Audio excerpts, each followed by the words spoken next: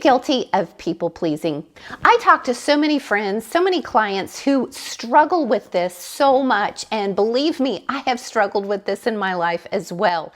However, when people are guilty of people pleasing over an extended period of time, we know that it's something that is not good for us. We know that it's something that's not healthy, that it's not something that we want to do. We're just in this cycle and we don't know how to break out of it. Today, I'm going to give you 5 ways that you can start the process to stop people pleasing. First of all, you can break the cycle by understanding that being kind and people pleasing are 2 different things. You do not have to people please to be nice. You do not have to people please to be kind. Think about it like this. If you are kind to someone, then you are showing that through your actions. You're showing it through your body language, your facial expression, and the things that you do for other people. However, when you're kind, it's more of a freedom of choice that you're choosing to be kind to someone.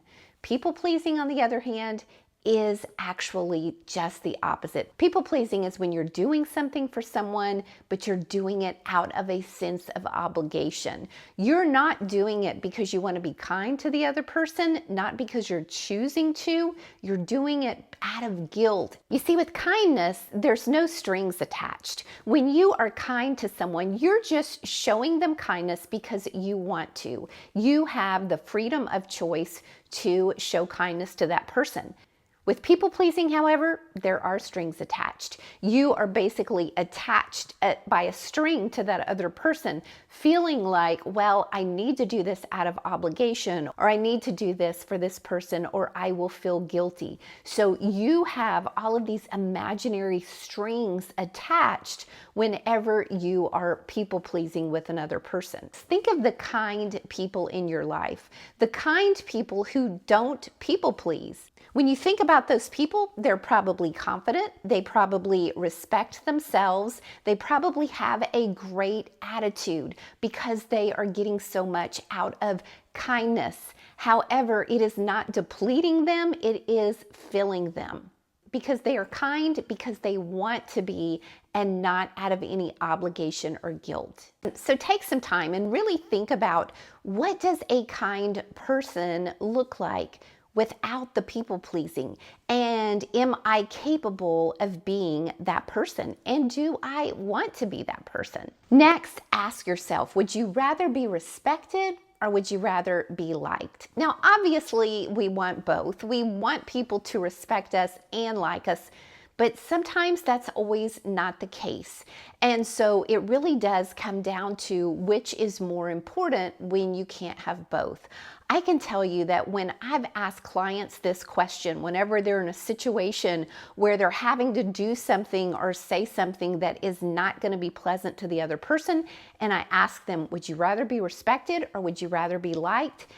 I can tell you that 99% of the time, people immediately say, I would rather be respected.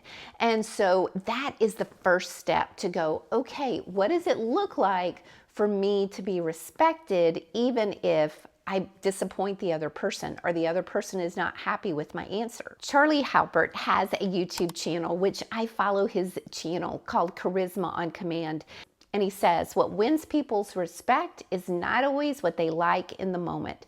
And that's the thing to remember, is respect is more of how we see that person as an individual versus liking someone just because they've said something that we like or done something that we like. Because when you think about it, if someone likes you but doesn't respect you, do you really want that? Because in that situation, you're thinking, well, do they like me just because I'm doing the things that they want or saying the things that they want to hear? So you never really know where you stand with another person if your goal is just to people please because you want to be liked. Another way to really break the cycle of people pleasing is to state your boundaries early on. And that makes it a little bit easier in that you don't have to feel awkward later on. When you have stated your boundaries early on, then you can always point back to that boundary if somebody wants to cross it or wants you to cross it. For instance, if you work with someone and they're always wanting you to help them out, or they're always asking you for favors and you feel like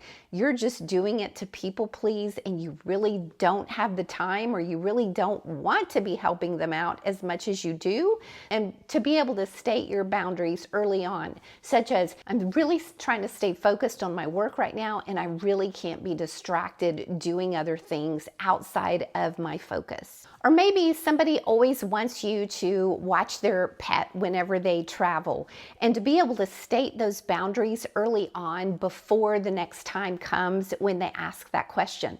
I can tell you my parents did this to my husband and I. We used to, years ago, always ask them to watch our dog whenever we would travel. And we didn't even realize it, but over time, my parents really didn't want to do that anymore. So they let us know. One of the times when we came back from vacation, they said, hey, we just want to let you know that we don't really want to do this anymore, and so you're going to have to make other arrangements. Did we get mad? Did we get ticked off? No, because they were actually doing us a favor, and I'm glad that they let us know ahead of time so that we could make other arrangements. Next, pause before you say yes. There's very seldom a time where somebody needs an answer immediately. And sometimes you just need to pause before you say yes and say something such as, let me check my schedule and let me get back with you this afternoon. Or let me think about it and I will text you and let you know. And then do take the initiative and get back with the person. But what this does is it gives you time to think about, what will I be giving up if I say yes to this person? Will I be giving up doing something that I really want to do, or spending some time the way that I want to spend it? And if you think, no, there's really nothing else that I'm going to be doing, it's not that big of a deal, then start to ask yourself, am I really going to be glad doing this, or do I really wish they wouldn't have asked me? If you wish that they wouldn't have asked you, then that's a good sign that you're doing it out of people pleasing.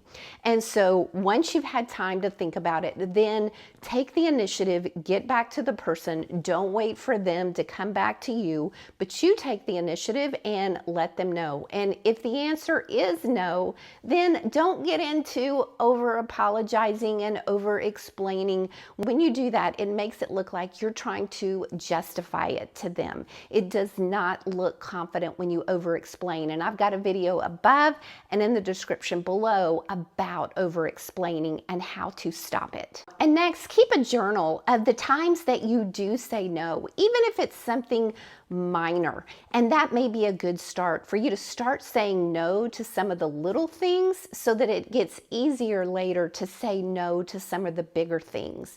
But keep a journal of who you said no to, what you said no to, and why you said no. And then what was the outcome? Did the person treat you differently after that?